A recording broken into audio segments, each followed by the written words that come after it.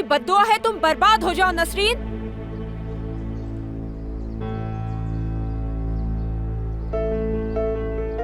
नसरीन, ये औरत कौन है बताओ?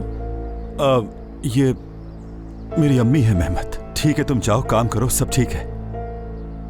तो तुम यहाँ काम करते हो जुनैद? अब मैं समझी कि तुमने मुझे क्यों नहीं बताया। अम्मी, ये नौकरी तुम्हें इस चुड़ैल ने दिलवाई है ना?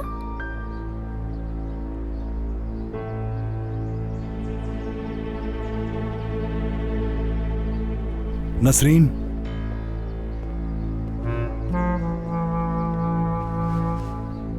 कितनी बेशरम और घटिया लड़की हो तुम नसरीन। अम्मी खुदा के लिए चिल्लाना बंद करें, मैं काम करता हूँ यहाँ। नहीं करूंगी, मना किया था ना तुम इससे बात बिल्कुल मत करना। हाँ, क्या हो रहा है यहाँ? वो जुनैद की अम्मी आई है यहाँ पर। ठीक है, लेकिन ये चिल्ला क्यों रही है?